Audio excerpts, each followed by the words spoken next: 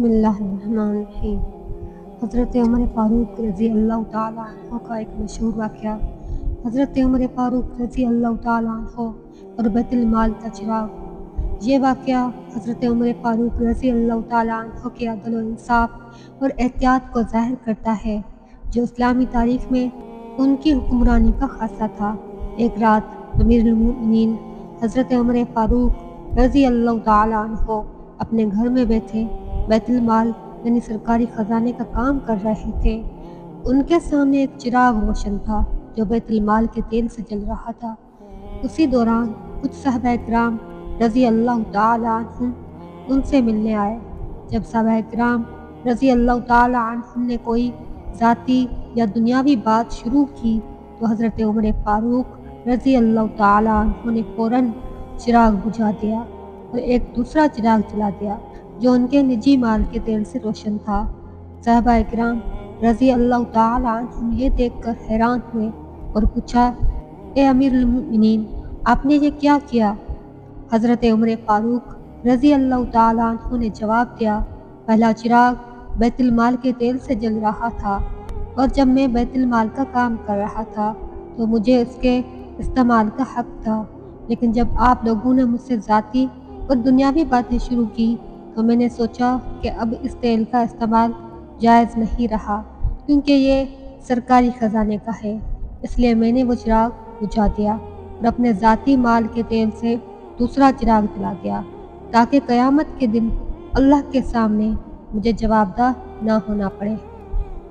اس واقعے کا سبق، یہ واقعہ ہمیں حضرت عمر فاروق رضی اللہ تعالیٰ عنہ کی انتہائی احتیاط، صادق و امانت داری اور حکومتی معاملات میں مالیاتی ذمہ داری کا اعلیٰ معیار سکھاتا ہے۔ وہ بیت المال کی ایک ایک چیز کے استعمال پر کس قدر فکر مند اور جوابدہ تھے۔ حضرت عمر فاروق رضی اللہ تعالیٰ عنہ کا اپنی خوراک میں کمی کرنا۔ یہ واقعہ حضرت عمر فاروق رضی اللہ تعالیٰ عنہ کی خلافت کے ابتدائی دور کا ہے۔ ان کی سادگی اور ذمہ داری کی بہترین مثال ہے۔ جب حضرت عمر فاروق رضی اللہ تعالیٰ عنہ خلیفہ بنے تو شروع میں انہوں نے اپنے کھانے پینے کا معیار وہی رکھا جو وہ خلافت سے پہلے ایک عام شہری کی حیثیت سے رکھا کرتے تھے۔ ایک مرتبہ ان کے خادم یا اس دور کے ذمہ دار افراد نے محسوس کیا کہ امیر المومنین کا کھانا کافی بہتر اور روغن یعنی گھی والا ہوتا ہے، جو کہ ایک خلیفہ کے لیے مناسب تھا۔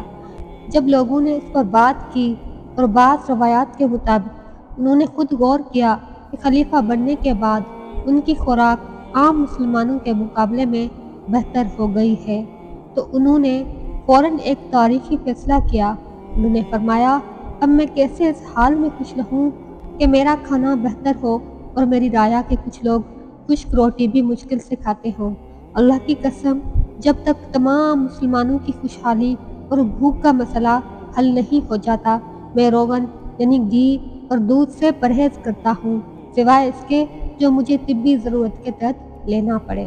اس کے بعد انہوں نے اپنے لیے عام کھانا مقرر کر دیا جو اکثر سوکھی روٹی اور سرکے پر مشتمل ہوتا تھا، اور یہ طرز زندگی انہوں نے اپنی پوری خلافت کے دوران اپنائے رکھا، یہاں تک کہ ان کی قمیض میں کئی پیوند لگے ہوتے تھے۔